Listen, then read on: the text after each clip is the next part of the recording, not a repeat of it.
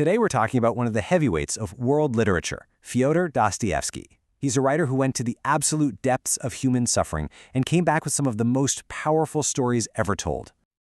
But to really get Dostoevsky, you have to start with this one wild question. I mean, seriously, think about it. You're standing in front of a firing squad. How do you find any meaning in your life after a moment like that? Well, for him, this wasn't some philosophical thought experiment. This was real. And this is the man who lived it. You know, Dostoevsky's novels, with all their deep dives into psychology and big ideas, they weren't just pulled out of thin air. They were forged in the fire of an almost unimaginable personal crisis. His own life gave him this unique and, frankly, terrifying window into the human soul. So, how did he even get to that point? Let's rewind a bit, back to the beginning, and see how a really promising young writer ended up on death row in the first place. Dostoevsky's early life really boiled down to one huge choice. He was kind of pushed towards a safe, stable career as a military engineer, but his real passion, his obsession, was writing. So in 1844, he takes this huge leap of faith, quits the military, and decides he's going to be a full-time writer. And what's crazy is, it worked. Right out of the gate, his first novel, Poor Folk, was a massive hit. I mean, he wasn't just a success, he was a phenomenon. The most important critic around basically called him the next big thing, the heir to the great writer Nikolai Gogol. Suddenly, this 24-year-old kid is the toast of the town.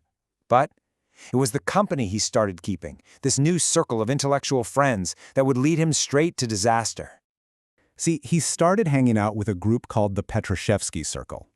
You can think of it as a kind of secret club for young thinkers who were reading and talking about Western philosophy and social change, exactly the kind of stuff that was totally forbidden in the super strict Russia of Tsar Nicholas I. In joining that circle, it pretty much split his life right in two. There was the writer he was before, and then there was the man who was completely reshaped by what came next. And what happened would define not just his life, but the very soul of everything he would ever write. So, in the early hours of April 23, 1849, the hammer came down. Dostoevsky and the others were arrested and hauled off to the infamous Peter and Paul fortress. And his crime? All he did was read a banned letter out loud at one of their meetings. For that, he spent 8 months in solitary confinement, just waiting to find out what would happen to him. And then, the day came. The prisoners were marched out to a public square. Their death sentences were read.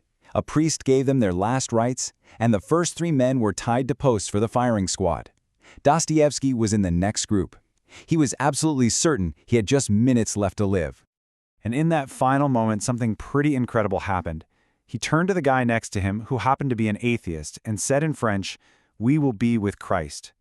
Right there, staring at death, the deep Christian faith that would become the core of all his later work just shone through.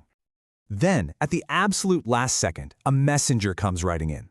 The whole thing, the sentences, the priest, the firing squad, it had all been a piece of cruel psychological theater, orchestrated by the Tsar himself. His death sentence was canceled. But he wasn't free. Oh no, he was being sent to Siberia. His new sentence was basically a decade of his life, just erased. It started with 4 years of hard labor in a brutal Siberian prison camp. And that was followed by 6 more years of mandatory military service as a regular soldier, stuck out on the barren steppes of what's now Kazakhstan. For an entire decade, the only book he was allowed to read was the New Testament. He lived side by side with murderers and hardened criminals, seeing the best and the absolute worst of humanity up close. This decade in hell, it became the raw material for the masterpieces he hadn't even thought of yet. So when he finally gets to return from exile, a completely different man picks up the pen. The suffering he went through wasn't the end of his story, it was the foundation for his greatest work. Yeah, the ambitious young writer from St. Petersburg was long gone.